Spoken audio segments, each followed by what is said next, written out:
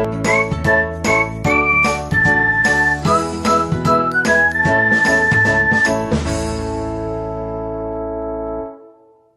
दोस्तों, स्वागत है इन्फिनिटी क्लासेस के इस यूट्यूब चैनल में। दोस्तों, हमने आज एक मैथ्स का टॉपिक के साथ आप सभी के सामने आए हैं। इसमें हम लोग घनमूल निकालना सीखेंगे, यानी कि क्यूब रूट निकालना सीखेंगे। इससे पहले हमने घन को डिस्कस करा है। यदि अभी तक आपने यह वीडियो नहीं देखा है तो आप डिस्क्रिप्शन बॉक्स में जाकर इस वीडियो को पहले देख सकते हैं। तो आज हम लोग इस टॉपिक में मुख्यतः 3 बिंदु पर बात करेंगे कि पहला है कि घनमूल क्या होता है, यानी व्हाट इज क्यूब रूट। दूसरा है कि घनमूल पूर्ण घन संख्या क्या है, यानी कि what is a perfect cube number. और थर्ड बात करेंगे हम लोग कि घनमूल निकालने की विधि क्या है, यानी कि how to find the cube root of any number. यदि हम घनमूल की बात करें कि आखिर घनमूल है क्या, तो इसे हमने एक परिभाषित किया है कि घनमूल किसी संख्या का घनमूल वह संख्या है जिसे खुद से 3 बार गुना करने पर दी गई संख्या प्राप्त होती है। इस बात का मतलब ये है, यदि मैं बोल रहा हूँ कि x का घनमूल y है, ऐसा मैं बोला कि x का घनमूल y है, यानी कि cube root of x is y, ऐसा बोला, इसका मतलब ये हुआ कि y को आपको 3 बार इंटू करना पड़ेगा। देखो, आप y को मैं 3 बार इंटू करा और ये x के इक्वल होना चाहिए। ये है इसका एक्चुअल मीनिंग। इसे आप और अच्छे से समझना है तो हम किसी नंबर से समझते हैं। जैसे मैं बोला 8 का घनमूल 2 है। इस बात का मतलब है कि यहाँ जो संख्या है इसको 3 बार इंटू करने पर ये मिलना चाहिए नंबर। तो आप देखो 3 बार 2 को इंटू करने पर 8 मिलता है। तो ये चीज़ आपको विशेषकर ध्यान रखना है कि घनमूल किसी भी संख्या के का घनमूल क्या होता है, जो खुद संख्या को 3 बार गुना करता है। उसके अलावा यदि हम बात करें तो घनमूल को हम 3 घात की करनी भी बोल देते हैं। 3 घात की करनी का मतलब क्या होता है, इसको समझ लेते हैं। जैसे जब भी हम घनमूल को रिप्रेजेंट करेंगे तो ऐसे रिप्रेजेंट करेंगे। ये ऐसा, यहाँ x लिखा है, इसका मतलब आपको क्या, क्यूब रूट ऑफ x निकालना है। यदि कोई नंबर लिखा है, मान लो यदि 1728 लिखा है, तो इसका मतलब हुआ कि आपको 1728 का घनमूल निकालना है। तो ये रिप्रेजेंटेशन भी आपको सीखते चलना है। इसके अलावा कुछ और बात देखें, जैसे निगेटिव नंबर का घनमूल। जैसे हमने पीछे वर्गमूल में निगेटिव नंबर का कोई भी ऐसा स्क्वायर रूट ऐसा कुछ मैंने बात नहीं करा था, लेकिन यहाँ पर आप ध्यान रखो कि कोई भी संख्या है और उसका निगेटिव है। जैसे आप देखो यहाँ -a⁻³ है, ये आपका घन हो गया, तो ये आपका ये आता है। इसका ये मतलब हुआ कि इसका घनमूल ए होगा, -a होगा। तो आपको यहाँ पे निगेटिव यानी कि ऋणात्मक संख्या का भी घनमूल निकालने का कॉन्सेप्ट जानना है। साथ ही साथ ये 2 पॉइंट और जानना है कि यदि कोई संख्या इस टाइप से गुना के रूप में है, a × b है और ये क्यूब रूट है यानी घनमूल है, तो इसको आप तोड़ेंगे तो ये दोनों अलग अलग हो जाता है। ये आपके स्क्वायर में भी रूल लगता है, क्यूब में भी लगता है, क्यूब रूट में भी, इसे ध्यान रखना है। साथ ही साथ a/b यदि क्यूब रूट में है तो यहाँ भी ये दोनों इस टाइप से टूट जाता है, तो इसे आप याद रखेंगे। अब हम बात करते हैं नेक्स्ट पॉइंट का, और वो है पूर्ण घन संख्या क्या है, यानी कि परफेक्ट क्यूब नंबर क्या होता है। तो आप इसे ऐसे समझे कि कोई भी संख्या जिसका घनमूल निकालने पर, यानी कि एनी नंबर जिसका हम क्या करें कि क्यूब रूट निकाले, तो वो नेचुरल नंबर मिलना चाहिए। नेचुरल नंबर मिलने का क्या मतलब है, जैसे मैं बोल रहा हूँ थोड़ी देर के लिए कि यदि 1728 है, इसका क्यूब रूट 12 है। मान लो मैं ऐसा बोल रहा हूँ कि 1728 का घनमूल 12 है, तो इसका मतलब क्या हुआ, ये जो 12 है ये नेचुरल नंबर है कि नहीं, ये नेचुरल नंबर है यानी प्राकृतिक संख्या है। तो ये 1728 आपका क्या हो जाएगा, पूर्ण घन संख्या हो जाएगा। ये चीज आपको याद रखना है। कोई भी संख्या जिसका घनमूल निकालने पर यदि प्राकृतिक संख्या प्राप्त हो, नेचुरल नंबर प्राप्त हो, यानी ये पॉइंट वाला ना प्राप्त हो, तो वो सब के सब संख्या क्या कहलाएगा, पूर्ण घन संख्या कहलाएगा। जैसे यदि हम इसकी बात करें, इसे हमने पीछे सीखा था, 1 का घन 1 है, 1 का घन 1 है, तो 1, 8, 27, 64, 125, ये सारा का सारा संख्या क्या है, आपका पूर्ण घन संख्या है, यानी कि परफेक्ट क्यूब नंबर है। तो आप इसे ध्यान रखेंगे। अब हम बात करते हैं कि घनमूल कैसे निकालते हैं। तो मुख्यतः घनमूल निकालने की 2 विधि आप सीखेंगे तो सारे क्वेश्चन आपसे बनेंगे। पहला एक बेसिक विधि है जिसे हम गुणनखंड विधि बोल रहे हैं, फैक्टराइजेशन मेथड बोलते हैं इसको। और दूसरा हम लोग ट्रिक सीखेंगे कि किसी भी संख्या को बहुत जल्दी कैसे हम किसी संख्या का घनमूल निकालते हैं। यदि हम गुणनखंड की बात करें तो इसमें आप प्राइम फैक्टराइजेशन सीधा आपको तोड़ना है प्राइम नंबर के टर्म में, और उसके बाद ट्रिपलेट देखना है, यानी कि 3 का पेयर देखना है। जैसे यदि मैं बात करूं 1728 अभी थोड़ी देर पहले लिया था, इसी का घनमूल निकाल के देखते हैं। तो 1728 का घनमूल गुणनखंड विधि से सीख रहे हैं हम लोग। तो इसमें क्या करना है, आपको तोड़ना है। तो 2 से जाएगा ये 8, फिर आपका ये आ जाएगा 6 और ये आएगा 4, फिर 2 से करना है, फिर ये कितना जाएगा 4, 3, 2, फिर 2 से जाएगा 2, फिर 1, फिर ये 6, फिर 2 से जाएगा 108, फिर 2 से जाएगा 54, फिर 2 से जाएगा 27, फिर 3 से जाएगा 9 और फिर 3 से जाएगा 3।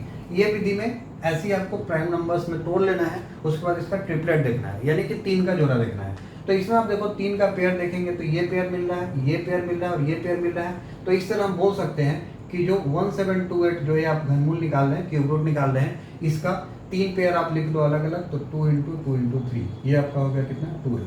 तो इस तरह हम देखें 1728 का घनमूल गुणनखंड विधि से ये कितना है 12 आया। आप इसे चेक भी कर सकते हैं, 12 को 3 बार इंटू करके देख लो, यही होगा आपका 1728।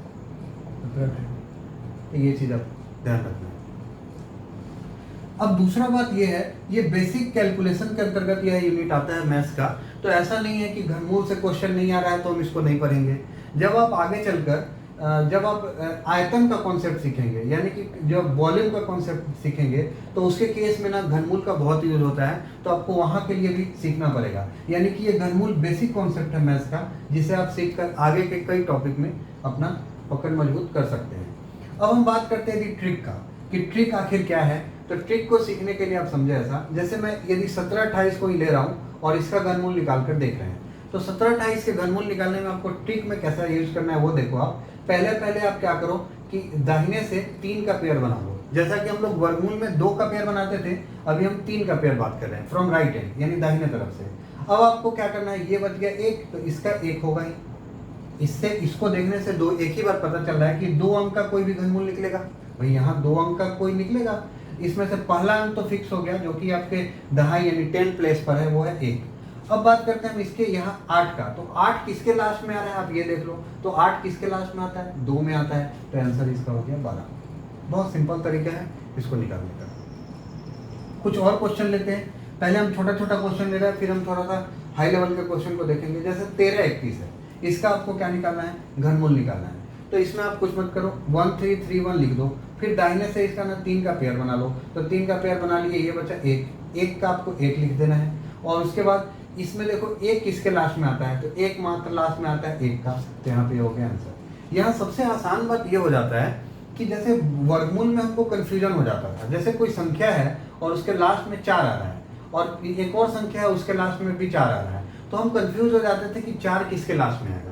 भाई क्योंकि 2 के भी लास्ट में 4 आता है, भाई 2 का स्क्वायर भी 4 होता था और 8 का स्क्वायर भी 4 होता था, तो वहाँ कंफ्यूजन हो जाता था। लेकिन यहाँ घनमूल के केस में आपको बहुत क्लियर कट है, यदि 4 किसी के अंक में होगा तो वो घनमूल के कॉन्सेप्ट के हिसाब से यहाँ 4 होगा। तो ये चीज़ आपको ध्यान रखना है। और भी कुछ क्वेश्चन को हम लोग देखेंगे घनमूल से रिलेटेड।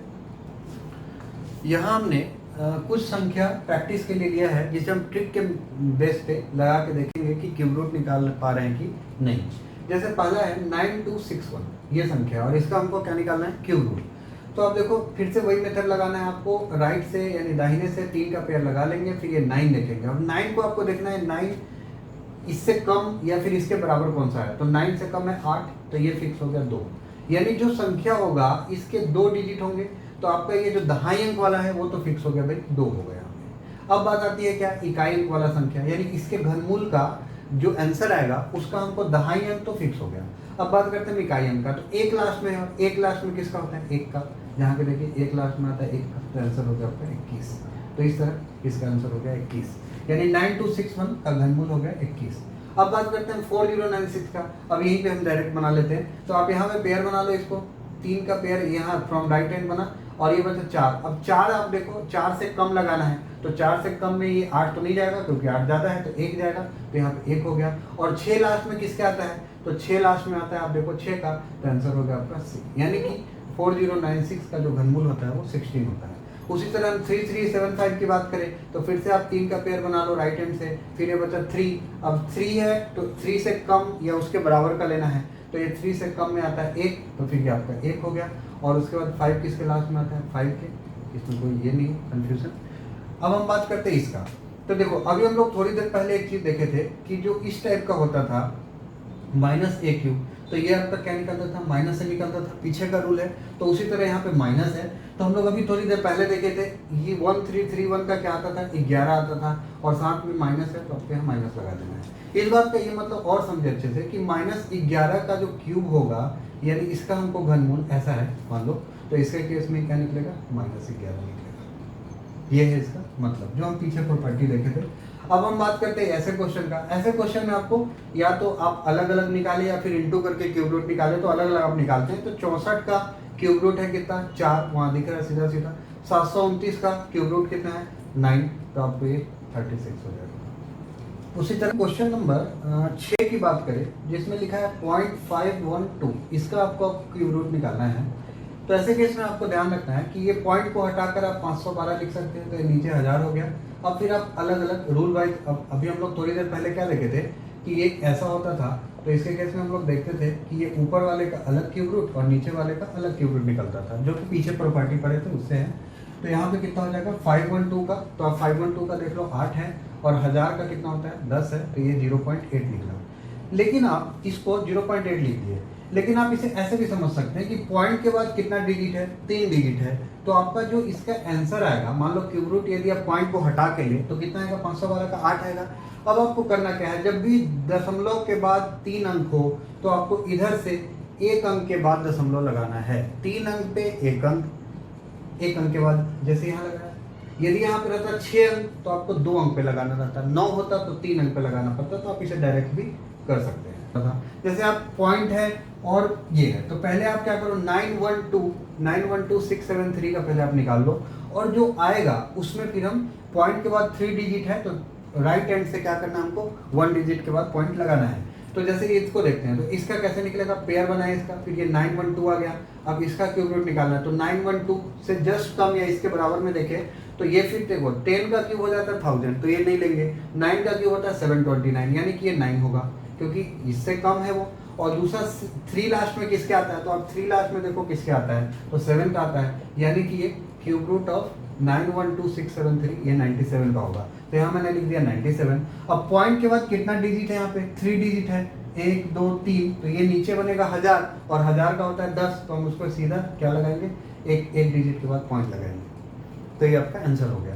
यदि यही क्वेश्चन आपका इस टाइप का रहता जिसमें 0.912673 होता, तो आपको इसमें ये ध्यान रखना होगा कि पॉइंट के बाद कितना डिजिट है, 6 डिजिट है। तो ये जब उतरेगा तो नीचे क्या आएगा, 1 पे 6 जीरो आएगा। तो इसको आप पहले तो क्या करो, इसका लिख लो क्यूब रूट, ये लिख दिया। अब पॉइंट के बाद जब 6 रहे तो आपको इधर से 2 डिजिट के बाद पॉइंट लगाना है, तो ये यहाँ हो जाएगा। यदि 9 रहे तो 3 डिजिट पे लगाना है, इस टाइप से करते जाना है। तो इस तरह हमने घनमूल के बेसिक कैलकुलेशन पार्ट को देखा, जिसमें हम लोग किसी भी संख्या के घनमूल निकालने को सीखा। ये वीडियो आपको कैसा लगा, आप इसे कमेंट करके ज़रूर बताएं। और फिर हम लोग अगला वीडियो कुछ कैलकुलेशन पार्ट से रिलेटेड लाएंगे, जिसमें हम लोग मैथ्स के कुछ अन्य कैलकुलेशन पार्ट, यानी कि सिंप्लीफिकेशन टॉपिक या फिर LCM SCM, ऐसे कुछ टॉपिक को लेकर हम अगले वीडियो में फिर से आपके सामने उपस्थित होंगे। तब तक के लिए धन्यवाद।